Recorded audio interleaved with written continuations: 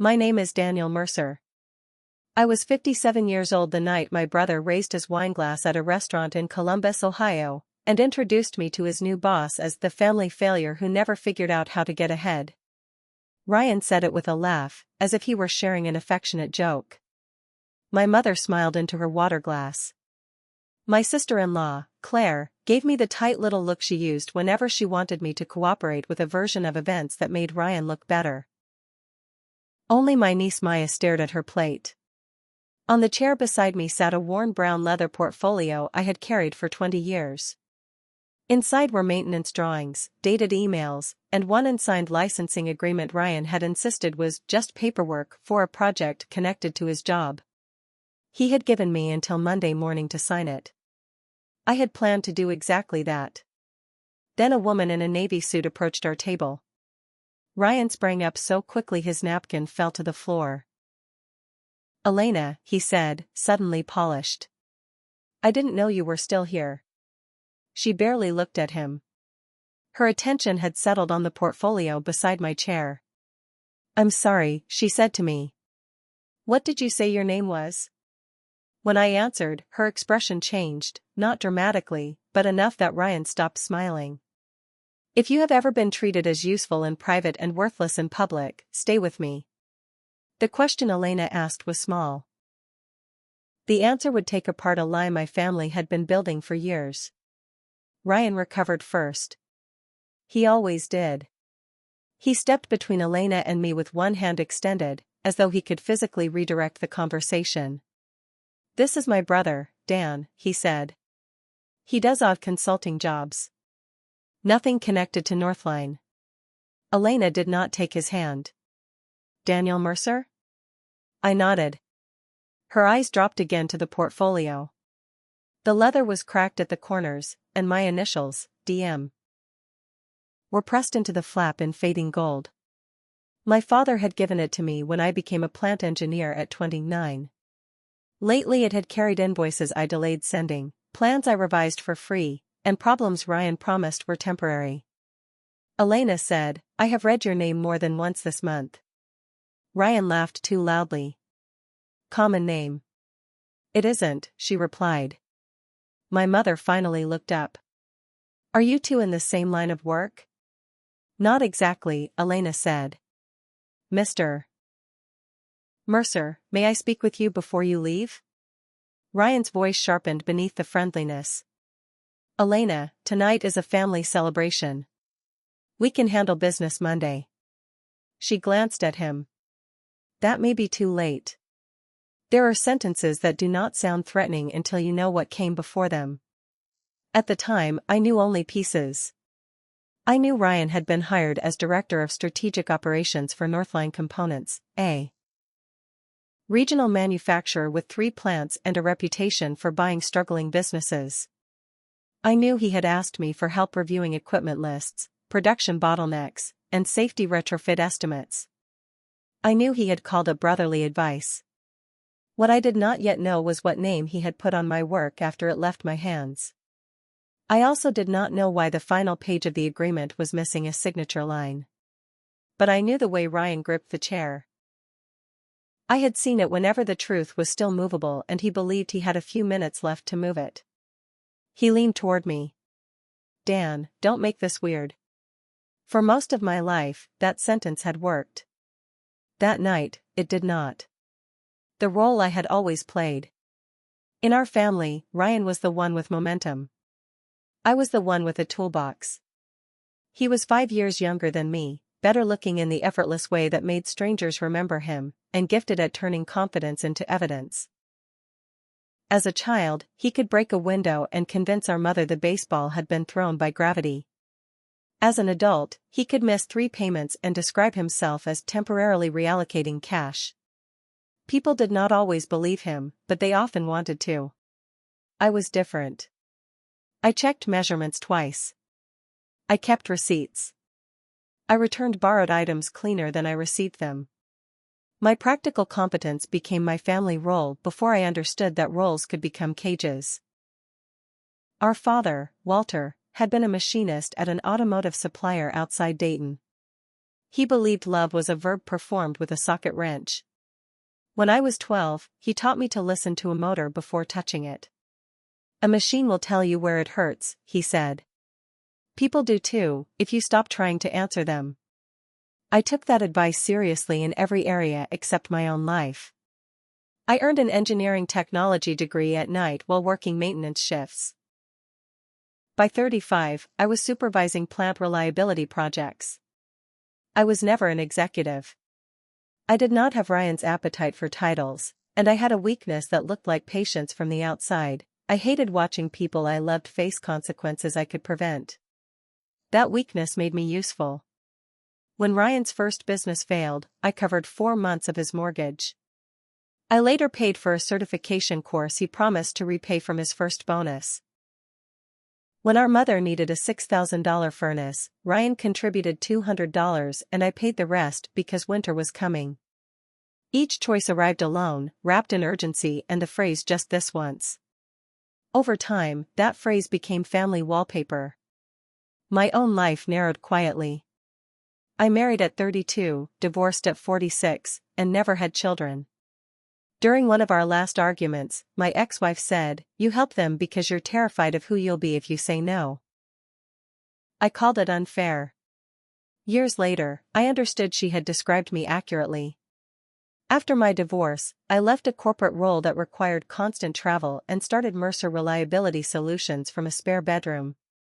The name sounded bigger than the operation.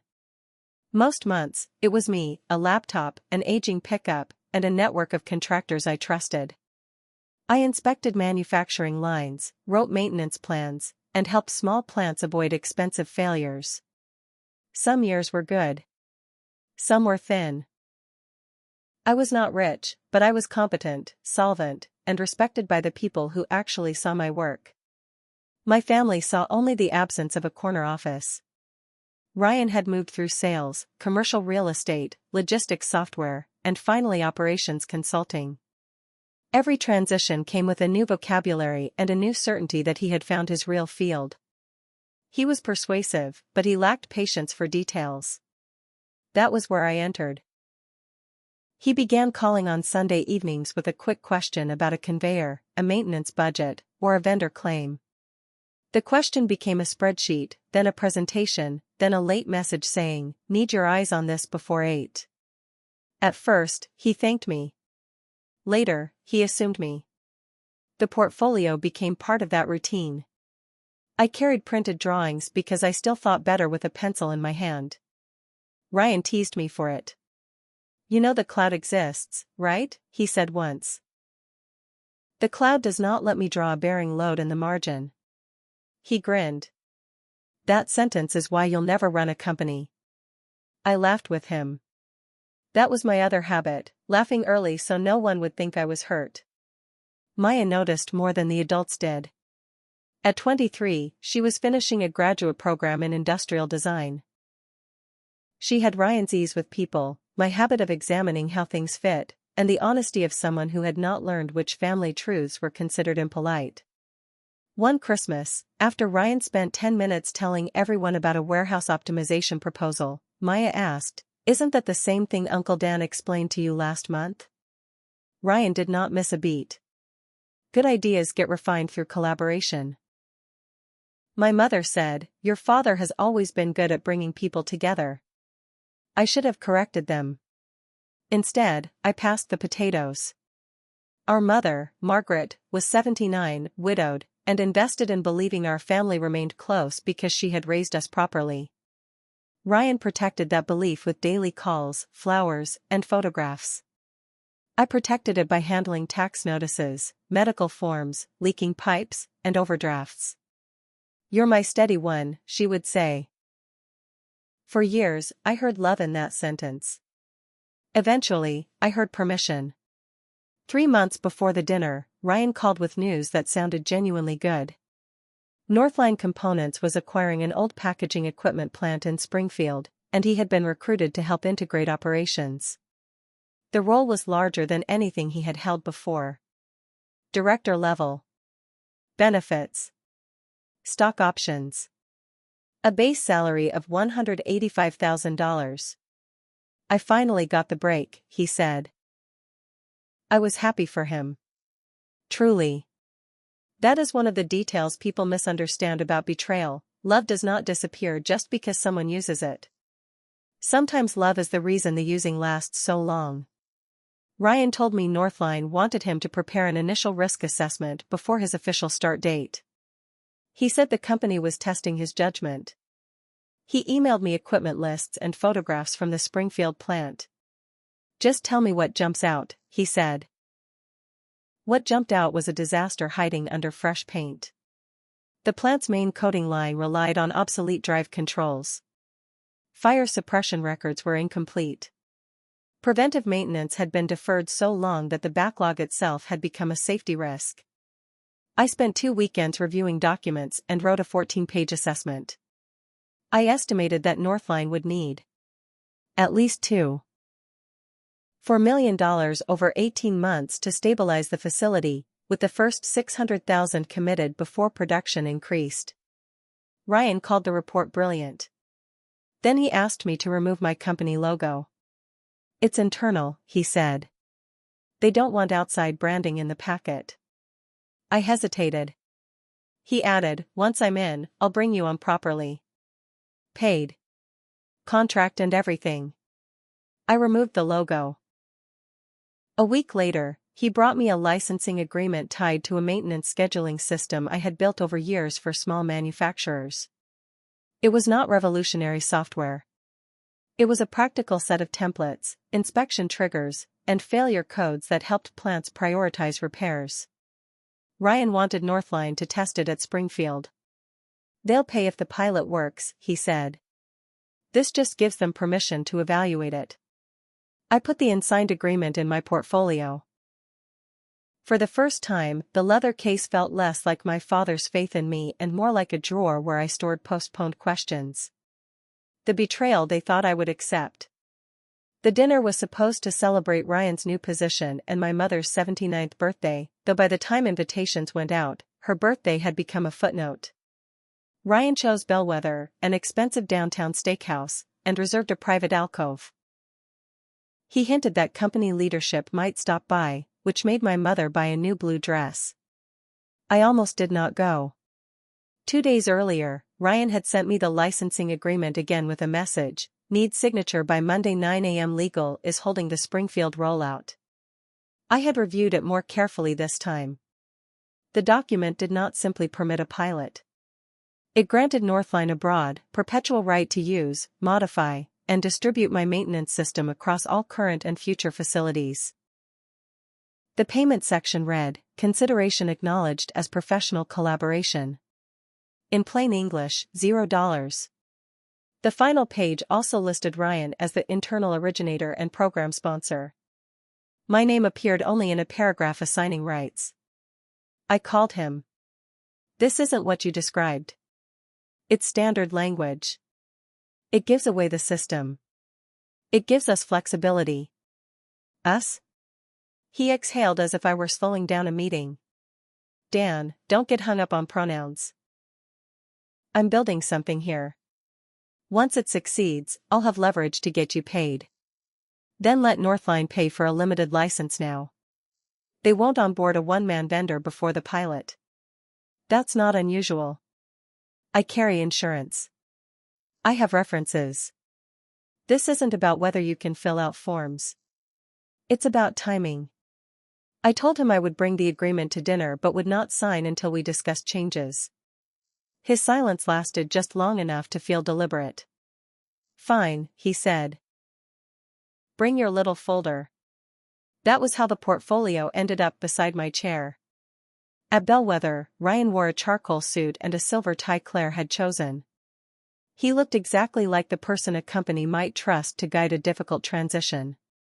Claire, who had spent years smoothing his rough edges into stories other people could accept, kept touching his sleeve when she spoke about the new role.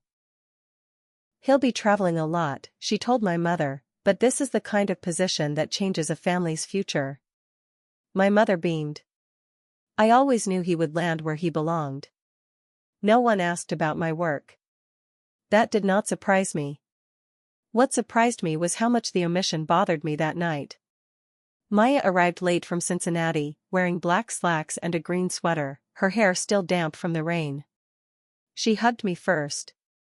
"Did Dad tell you they're using your maintenance system?" she whispered as she sat down. I looked at her. "What did he tell you?" "That it was his idea based on your old spreadsheets." Before I could answer, Ryan tapped his glass. He gave a toast to our mother, then another to new chapters. He thanked Claire for believing in him and Maya for reminding him why success mattered. He thanked my mother for teaching him resilience. Then he looked at me. "And Dan," he said, smiling, "for proving there are many definitions of success." A few people laughed. I thought that was the end of it. It was not. My mother, perhaps trying to help, said, "Daniel has always preferred a simple life." Ryan leaned back. "That's one way to put it." Claire murmured, "Ryan." But he had an audience, and audiences made him expansive. "Dan's brilliant with machines," he said. "Always has been." But business? People? Taking risks? Not really his thing. He had every opportunity and somehow ended up working alone out of his house. I said, "I run a consulting business." "Of course," he replied. "We just took different paths." My mother patted my wrist. "He means you value different things." Ryan lifted his glass. "Exactly. I chase growth. Dan chases invoices." The laughter was thinner. Maya said, "Dad, stop." Ryan turned to her. "We're joking." "No, you're performing." Claire's voice became quiet. "Maya, not tonight." That sentence told me more than I wanted to know. Not tonight meant there had been other nights. It meant the family understood the behavior and had decided the occasion mattered more than the person absorbing it. I could have left. I considered it. But leaving had always felt like surrendering the room to Ryan's version of me. So I stayed. The waiter cleared the plates. Ryan began explaining Northline's acquisition strategy to my mother, using phrases from the assessment I had written. Deferred maintenance liability. Reliability-centered planning. Capital exposure in the first 18 months. Each phrase landed with the strange intimacy of hearing someone else read from your notebook. Then Elena arrived. She was not scheduled to join us, Ryan said later. She had been dining with Northline's chief financial officer in the main room and stopped by after seeing his name on the reservation card. She was 46, composed, and direct. As Northline's chief operating officer, she would be Ryan's boss after the acquisition closed. Ryan introduced Claire, Maya, and our mother with warm detail. When he reached me, he paused. "And this is my older brother, Dan." Elena offered her hand. "Nice to meet you." Before I could reply, my mother said, "Daniel is our practical one. Ryan is the ambitious one." Ryan smiled. "Dan keeps us humble." Every family needs someone who demonstrates what happens when talent and ambition never meet. There it was. Cleaner than the earlier jokes. Sharper. He called me the family failure, not in those exact words at first, but with enough polish that everyone understood. Elena's gaze moved from Ryan to me. I said, "He means I don't work for anyone who gives me a name badge." Ryan chuckled. "See? Sensitive." That was when he said it plainly. "Relax, Dan. I'm kidding. You're not a failure. You're just the closest thing we have." Maya pushed her chair back. Claire caught her wrist under the table. Elena did not laugh. Her attention shifted to the portfolio beside me, where a corner of the Northline agreement was visible beneath the flap. "I'm sorry," she said. "What did you say your name was?" When I answered, she asked whether I was the Daniel Mercer associated with Mercer Reliability Solutions. Ryan interrupted. "He does occasional contract work." "Nothing at Northline." Elena looked at him for a long second. "That is not what I asked." I told her yes. She asked if I had prepared an equipment risk assessment for the Springfield facility. Ryan said, we collaborated on some early thinking. I said, I wrote an assessment at his request. The difference between those two sentences sat on the table like a fresh place setting. Elena asked to speak with me privately. Ryan objected. Claire looked frightened in a way that had nothing to do with dinner etiquette. I picked up the portfolio. For the first time that night, it felt heavy for the right reason. The details that didn't make sense. Elena and I stepped into a narrow corridor near the restaurant's wine room. The noise from the dining area softened behind a panel door. She did not waste time. Did you authorize Ryan to present the Springfield assessment as his own work? No. Did you know it was presented to Northline's acquisition committee under his name? No. She studied me, not suspiciously, but carefully. Can you prove authorship? I have drafts, source photographs, calculation sheets, and email history. In that portfolio? Some of it. The rest is on my system. She nodded once. Do not sign anything tonight. I opened the flap and showed her the licensing agreement. She read the first page, then turned to the final page. Where did you get this version? She asked. Ryan emailed it to me. This is not a Northline legal document. I thought I had misheard her. It has your logo. It has an old logo.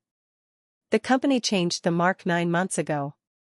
Our agreements also include a document control number in the footer. This has none. I looked down at the pages. The paper suddenly seemed theatrical, like money printed for a stage play. Then what is it? I don't know yet. She asked me to email her a copy and offered her card. Before returning to the table, she said, Ryan told us the maintenance framework was developed during his prior consulting work. He said you had helped digitize it. I developed it over 12 years. He has seen parts of it because I've answered his questions. Her mouth tightened. I see. I wanted her to say more. I also wanted her to say nothing and allow me to return to the simpler injury of being insulted at dinner. Professional theft reorganized the past.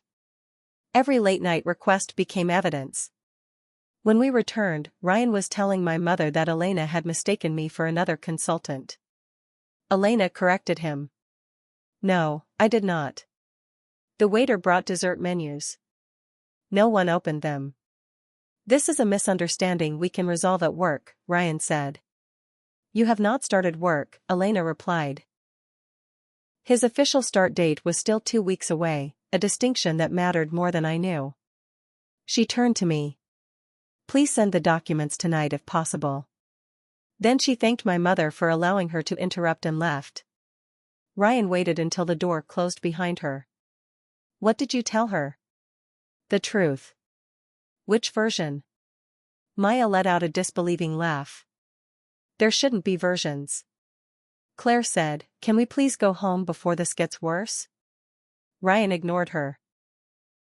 Dan, you have no idea how corporate presentations work.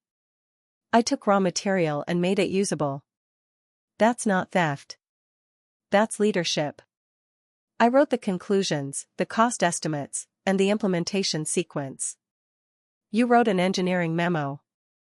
I built the strategy. You removed my name. Because I was interviewing for the job. What did you expect me to do, bring my brother into the room and explain that I needed help? The honesty of that answer hurt more than the insult. He had not taken my name because it was administratively convenient. He had taken it because my involvement weakened the image he was selling. My mother said, Daniel, your brother has a family depending on him. Surely this can be handled without damaging his opportunity. There it was again, Ryan's family counted as dependents. I counted as infrastructure. I asked her, what do you think I should do? She hesitated. Tell the woman you helped him. Brothers help each other. I did help him. Then why make it sound ugly? Maya stood up. Because Dad made it ugly. Claire whispered her name, but Maya continued. He told me Uncle Dan created the system. Then last week he told me not to mention that at dinner because Northline thought it was his. Ryan turned on her. You misunderstood. I asked you twice. That's enough. No. You don't get to say that every time someone remembers what you said. The exchange ended the dinner. My mother left with Claire and Ryan. Maya asked to ride with me. In the parking garage, rain tapped against the concrete ramps. I placed the portfolio on the hood of my truck while I searched for my keys. Maya stood beside me with her arms folded tightly. I should have told you sooner, she said. Told me what? That he was using your work. How much did you know? She explained that Ryan had asked her to redesign several diagrams from my assessment for his interview presentation. She assumed I was being paid. When she asked whether my logo should remain, he told her Northline wanted a unified format. Then he sent me a slide with his name under Framework Creator, she said. I told him it was dishonest. He said ideas belong to whoever can get them implemented. That sounded like Ryan. Not a confession. A philosophy. Maya reached into her bag and handed me a flash drive. I saved the version he sent me because I needed it for my portfolio. It has the edit history. I looked at the small black drive in my palm. Why didn't you say something? She looked toward the garage exit. Because Mom said this job was our chance to get stable again. Dad used part of my student loan refund last year. They're behind on the house. I thought if he got the job, he would fix everything. The pattern had passed to another generation. Different amounts, same promise. I asked how much he had taken. 8,000. Did you agree? He said it was a bridge loan. I agreed because he said they might lose the house. Did he repay any of it? She shook her head. I nearly told her she should have known better, then realized I had helped train everyone around Ryan to believe rescue was normal. Send me the messages, I said. At home, I placed the portfolio on my kitchen table and began opening old files. The assessment metadata showed my original March 4th file and Ryan's March 11th version, but 12 embedded charts still listed me as author. A forwarded email also referenced a $25,000 transition development stipend, despite his claim that Northline would pay no outside consultant. The agreement itself used an outdated legal name and listed a vice president who had retired 2 years earlier. At 1:18 a.m., I emailed Elena the document, my original assessment, and a short factual timeline. I did not accuse Ryan of fraud. I did not speculate. I wrote only what I could prove. Then I found a message I had overlooked because Ryan had sent it from his personal email months earlier.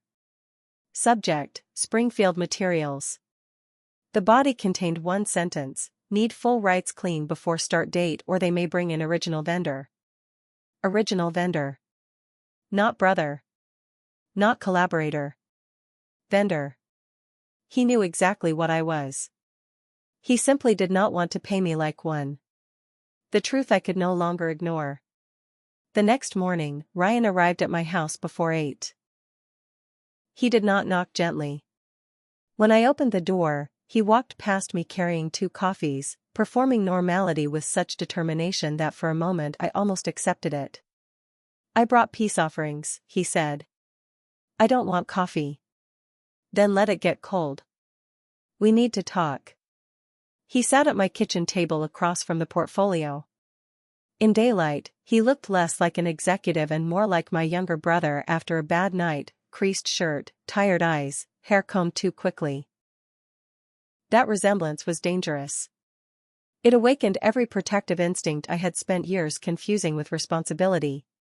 He began with explanation. His last consulting contract had ended early, the mortgage was 3 months behind, Claire had medical bills, and Maya's tuition was due. Northline's role was not just ambition, it was survival. I needed something that would separate me from 50 other candidates, he said. You had the technical framework. I had the ability to sell it. That is collaboration.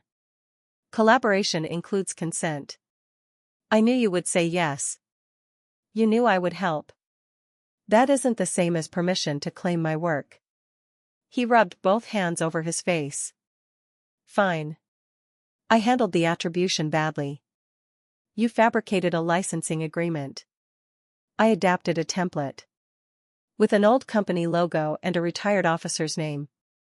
It was a placeholder. You asked me to sign it. So legal could see you were serious. Northline Legal never saw it. He looked at me sharply. What did Elena tell you? Enough. His voice changed. The exhaustion remained, but the warmth disappeared.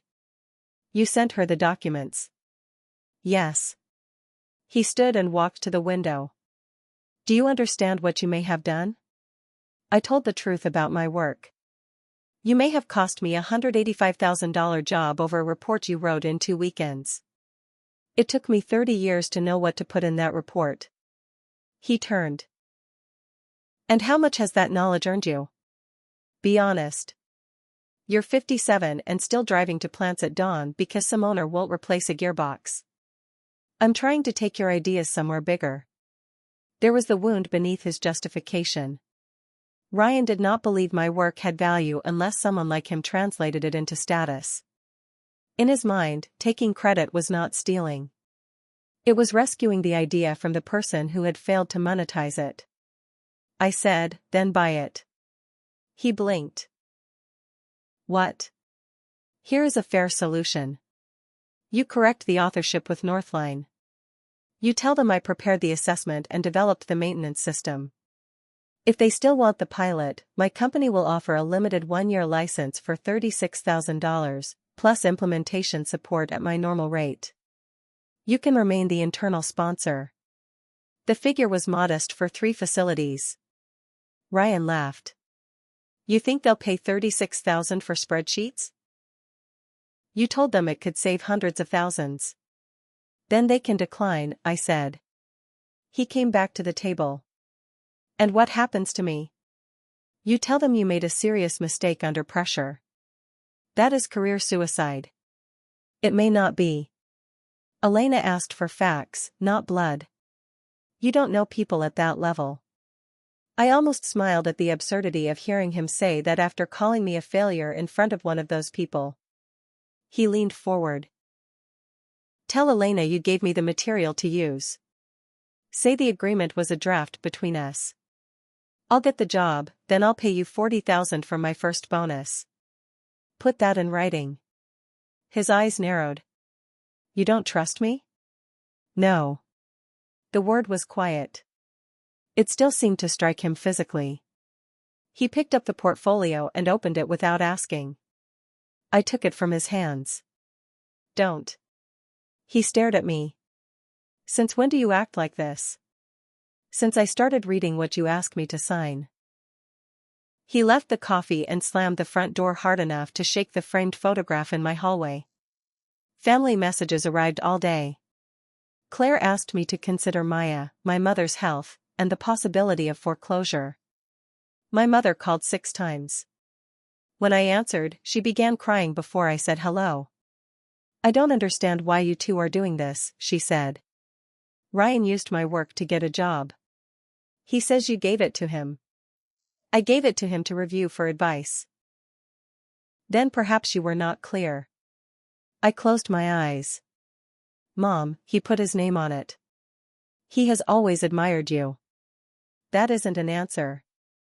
You are brothers. Your father would hate this. Our father had been dead 11 years, but his memory remained available for any argument that required my compliance. What would Dad hate?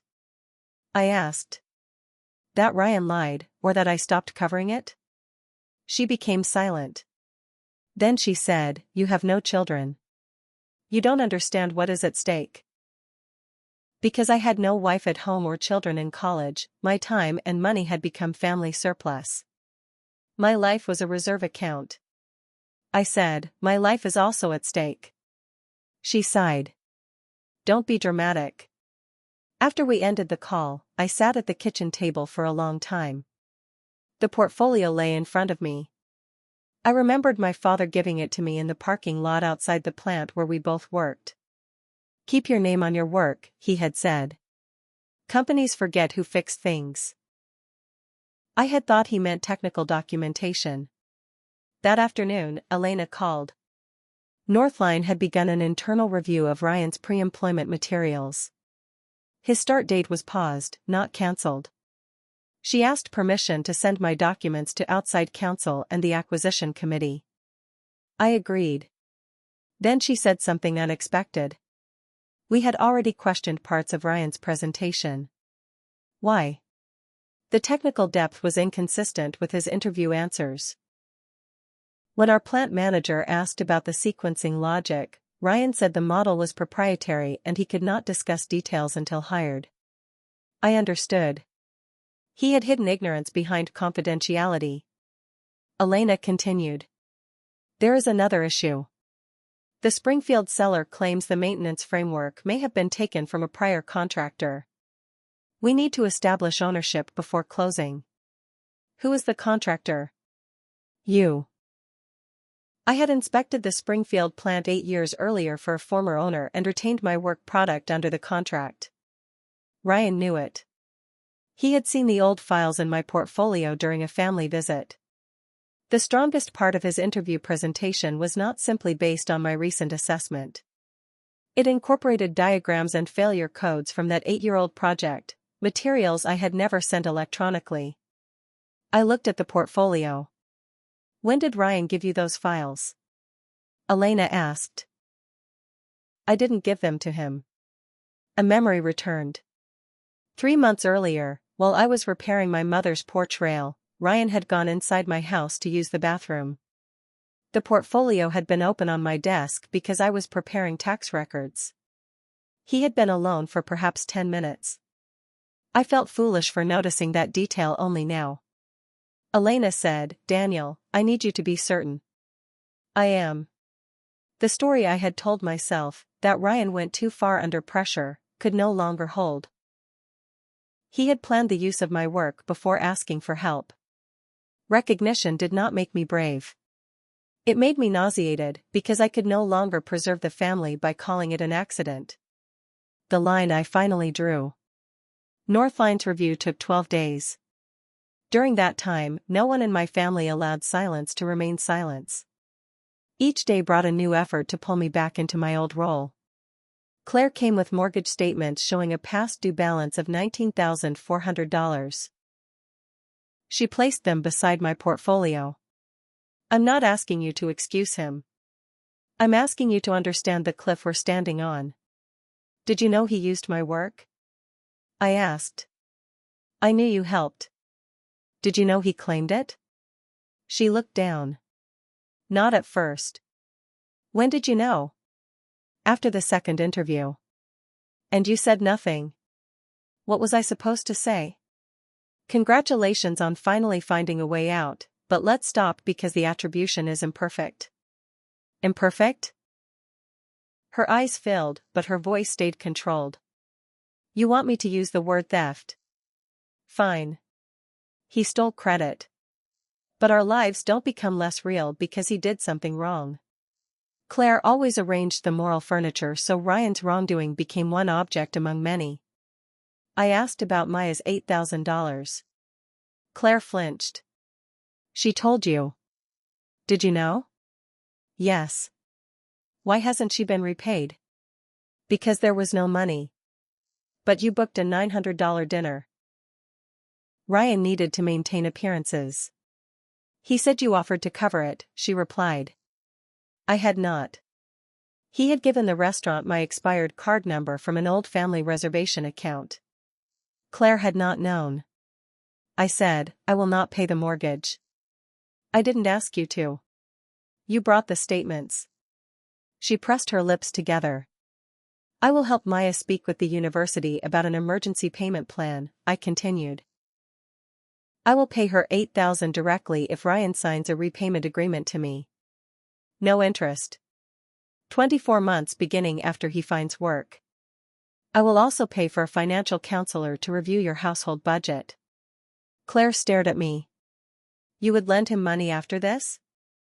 I would protect Maya from losing a semester. That is different from protecting Ryan from consequences. She shook her head slowly. He won't sign. Then I won't pay. You know how humiliating that would be for him. I almost answered that public humiliation had not troubled him at Bellwether. Instead, I said, the agreement can remain private. She gathered the mortgage papers. At the door, she said, you always make your help feel clean because you attach rules to it. That's new, I replied. The rules are new. My mother chose a different tactic. She invited me to lunch and brought a small envelope containing old photographs. One showed Ryan and me as boys in matching winter coats. Another showed our father with an arm around each of us at my college graduation. Families survive worse than this, she said. I hope we survive it. Then call the woman and withdraw your complaint. It isn't a complaint. It is documentation. You know what I mean.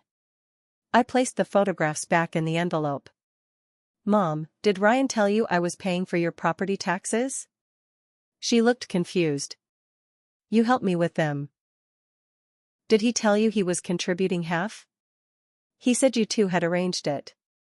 For 4 years, Ryan had collected $3,200 annually from our mother for his share of the taxes, then told me she could not afford anything. I had paid the full amount directly to the county. The money she gave him had never reached the tax account. When I showed her the receipts, she stared at the dates. He must have used it for something urgent, she said. Maybe. But he lied to both of us. Her eyes moved toward the window. He has more expenses. I felt something inside me settle. Not anger. Clarity. Starting this year, I will help you make a budget. I will not automatically pay the taxes. You have enough retirement income if the spending is managed. And Ryan will not handle your accounts. You can't tell me what to do. You're right. I can tell you what I will do. She called me cold. That word followed me home. Setting a boundary did not feel empowering. It felt like turning off heat in winter and hoping the pipes would not burst. On the 9th day of the review, Ryan came again. This time he brought the original leather portfolio's missing page. He placed it on my table without explanation. The page contained a second signature block. One line was labeled Program Developer. My name had been typed beneath it, and above the line was a scanned version of my signature copied from an old invoice. I looked at him. You forged this. It was never submitted. Why does it exist? Because I was trying to show how the agreement would look completed. You copied my signature. I deleted the file. But you printed the page. He sat down heavily. Elena's counsel found it in the material I uploaded to the transition portal. I forgot it was attached to an earlier packet. I understood why he had come. Not to confess. To ask me to authenticate the forgery after it had been discovered. He said, if you tell them you authorized me to use your signature for the draft, they may still keep me. No. Dan. No. He leaned across the table. I am going to lose my house. Sell it. His face hardened. Easy for you to say. You live alone in a place you bought 20 years ago. Yes. Because I stayed in a job I hated for 6 years to pay it off. Because after my divorce I did not refinance it to fund a lifestyle. Because I said no to things I could not afford. You've been waiting your whole life to say that. No. I've been avoiding it. He looked toward the portfolio. Dad would have helped me. Dad would have made you return what you took. You always thought you were his favorite. The accusation was so old and childish that it exposed something real. Ryan had spent years being our mother's bright son and still measured himself against the quiet approval our father gave me when we worked side by side. I never wanted to beat you, I said. I wanted you to stop making me pay for the race. For a second, his expression loosened. I saw shame. Then he covered it with anger. If you do this, he said, don't expect to have a brother afterward. I closed the portfolio and fastened the brass clasp. I have been acting like your brother, I said. You have been acting like my dependent. He left without the forged page. I scanned it, emailed it to Northline's counsel, and placed the original in a fireproof box. The line I drew was not revenge. It was simply the point beyond which I would no longer alter reality to keep Ryan comfortable. The day everything changed. Northline scheduled a formal meeting for the following Thursday at its Columbus headquarters. Elena asked me to attend with my records. She made it clear that I was not required to confront Ryan and that the company's counsel would manage the discussion. I almost declined. My documents could speak without me. But Maya said something that changed my mind. Dad is telling Grandma you're confused about what you created, she said. He's making your memory the problem. I knew that strategy. If facts could not be changed, the person carrying them could be made unreliable. So I went. I wore a navy blazer, gray slacks, and the same brown shoes I used for client meetings. The portfolio rested on the passenger seat during the drive. For years, I had carried it into plants as a tool. At Bellwether, it had felt like evidence. That morning, it felt like a witness, silent, imperfect, and finally allowed into the room. Elena, Northline's general counsel, a human resources director, Ryan, and I attended. Ryan arrived in a dark suit without a tie and did not look at me. Elena began by explaining that Northline had reviewed the authorship, ownership, and accuracy of materials Ryan submitted during the hiring process. She spoke without drama. The company had verified that substantial portions of the Springfield assessment came from my original work. It had also found that Ryan misrepresented the source of the maintenance framework, uploaded an agreement that Northline had not issued, and included a copied signature without authorization. Ryan's attorney had advised him not to answer some questions, but he had not brought the attorney to the meeting. Instead, he tried to argue intent. I never claimed Daniel was uninvolved, he said. The presentation described a family-developed framework. The general counsel slid a printed slide across the table. Under the heading, My Proprietary Reliability Model, Ryan's name appeared in bold. Ryan said that language referred to my application of the model. Elena asked, why was Mr. Mercer's name removed from the source document? Formatting. Why did you tell the acquisition committee you had used the model with previous clients? I used elements of it. Which clients? He named 2 companies. I had consulted for both. He had not. No one shouted. The truth became undeniable through repetition, question, document, answer, contradiction. Then Elena turned to me. Mr. Mercer, did you authorize your brother to represent himself as the developer? No. Did you authorize the use of your signature? No. Did Northline or anyone acting for Northline offer you compensation before the dinner? No. Ryan finally looked at me. You offered to help me. I did. You knew the material was for my interview. I knew the risk assessment was requested before your start. I did not know you would claim authorship or use files taken from my home. They were in an open folder. That sentence confirmed the taking more clearly than a denial would have. The human resources director made a note. Elena asked me to explain the origin of the maintenance system. I described how I had built it over 12 years, using failure histories from clients who permitted anonymized analysis. I showed dated versions, invoices, copyright registrations, and contracts reserving ownership. It was not a secret algorithm, its value lay in accumulated structure and judgment. Ryan interrupted. Anyone could make a maintenance spreadsheet. I said, then you did not need mine. He had no answer. The strongest reversal came near the end of the meeting, and it was not something I had engineered. Elena opened a separate file. Northline's acquisition team had used Ryan's assessment to reduce its offer for the Springfield plant by $3.1 million, citing the capital risks identified in my report. The seller challenged the adjustment and demanded proof. Because Ryan claimed proprietary expertise, Northline had relied on his representation when presenting the figure. My work had become part of a transaction far larger than the job he was trying to secure. Without a clear right to use the assessment, Northline faced a credibility problem in the acquisition. Elena explained that the company needed either to withdraw the report and reperform the analysis, delaying the deal, or obtain a legitimate engagement with me. Ryan looked at me then, and for the first time I saw him understand that my value did not depend on his job. The company did not need me because I was his brother. It needed me because the work was mine. Elena said, "Mr. Mercer provided a licensing proposal 12 days ago. We have reviewed it and consider the terms commercially reasonable." Ryan turned toward her.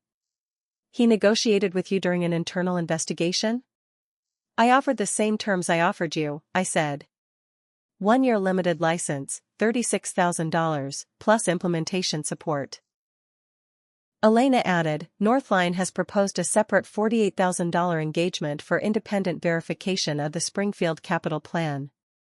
That work will be supervised by our plant engineering group." The total was meaningful to me but not life-changing. It represented several months of solid work, not a fortune. More importantly, it put my name where it belonged. Ryan's voice became low.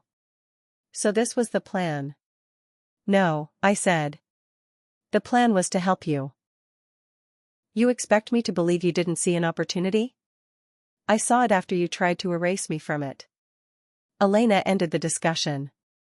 Northline was rescinding Ryan's offer for material misrepresentation during the hiring process. The company would not characterize the matter publicly beyond stating that the parties had not moved forward. Whether additional legal action occurred would depend on the Springfield seller's response and the use of the forged document. Northline preferred resolution because the signature page had not been used to execute a contract, but it reserved all rights. Consequences are often administrative before they are emotional.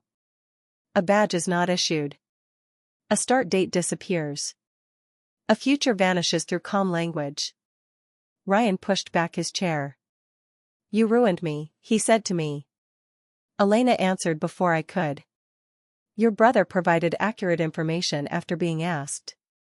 The hiring decision is Northline's." He looked at her. "You think he's honest? Ask him how many times he covered for me and then kept score." It was a desperate strike, but it reached me. I had kept records. I had remembered amounts. Part of me had believed that one day the balance would prove I had been good. I said, "I covered for you because I loved you. I kept records because you kept changing the story." Ryan left. I remained to sign a narrow interim agreement allowing Northline to use the assessment for 30 days while the full contract was reviewed. I read every page. When I reached the signature line, my hand shook slightly. Elena noticed. "We can give you time." "No," I said. "I'm just not used to signing something that says what it means." Afterward, I sat in my truck, tired, relieved, and frightened by the empty space where my relationship with Ryan had been. Maya called before I started the engine.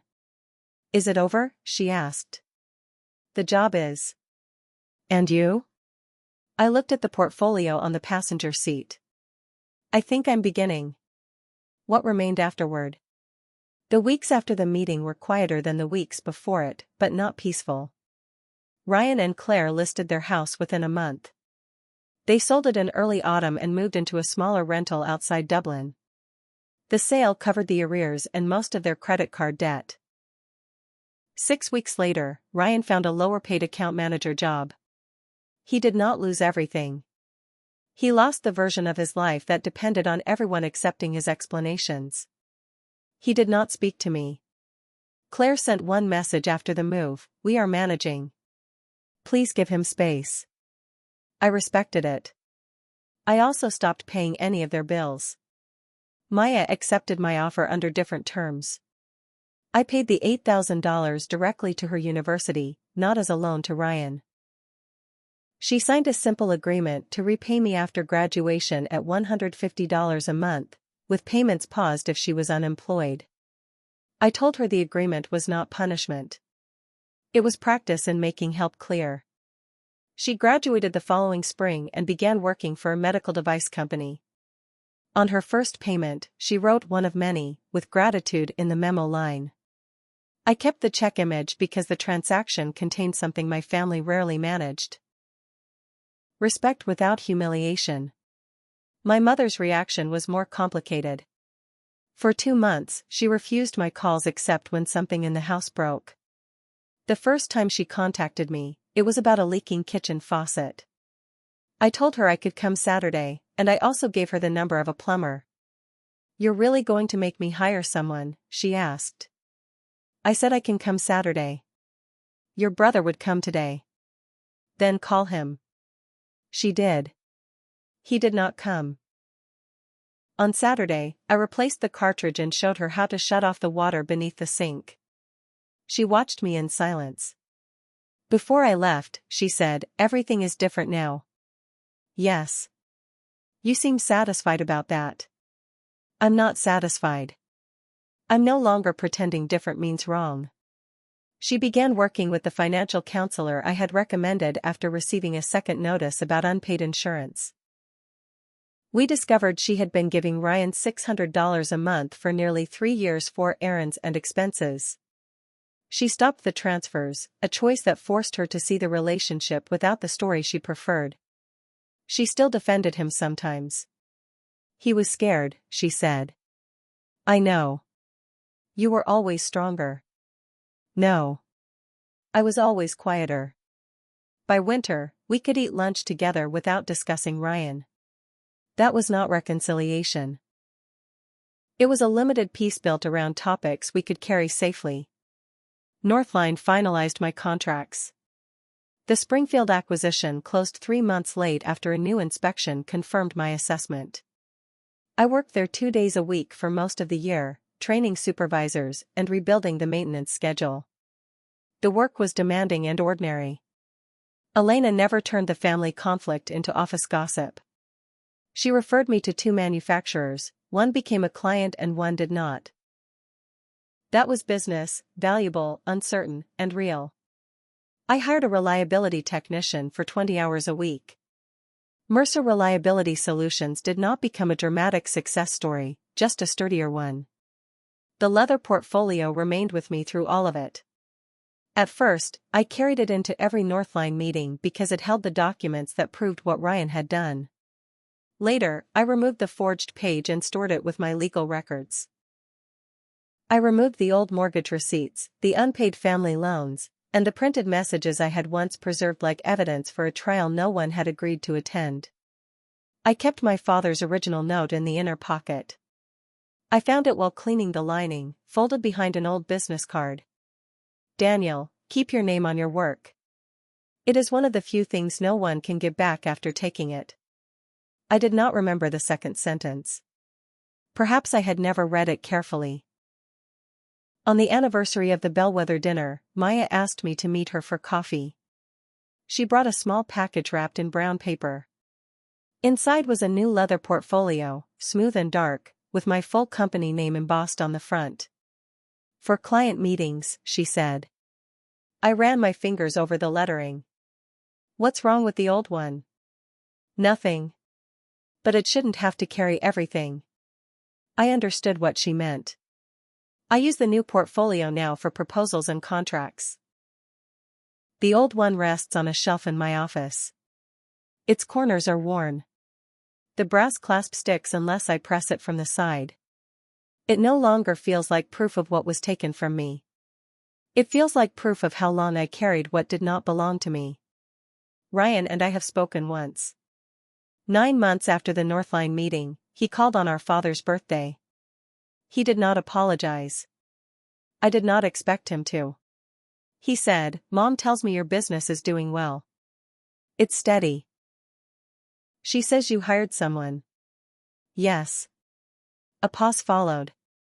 Then he said, "I'm paying Maya back." She told me. "I want you to know I would have paid you too." For what? He had no immediate answer. Finally, he said, "All of it." I looked across my office at the old portfolio. "Money wasn't all of it," I said. "I know." That was the closest he came. We did not repair the relationship during that call. We also did not destroy it further. Sometimes maturity means resisting the urge to turn a small honest moment into a complete redemption. Ryan remained my brother. He was not again my responsibility. The emotional cost was real. I missed Claire's holiday pies and the version of Ryan who could make me laugh when no one was watching. Grief does not require the lost person to be innocent. But relief was real too. My phone could ring on Sunday night without my body preparing to solve a crisis. I could help my mother without becoming her accountant, handyman, and hidden source of income all at once. I could offer Maya support that did not ask her to protect an adult from the truth. Most importantly, I stopped measuring love by how much damage I was willing to absorb. For years, I believed being the steady one meant standing still while everyone leaned on me. I know now that steadiness also means refusing to move when someone tries to push you out of your own place. A family can survive a boundary, though it may not survive unchanged.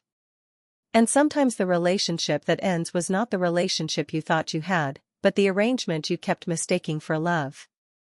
Would you have protected Ryan's job for the sake of the family, or told the truth even knowing it might cost you your brother?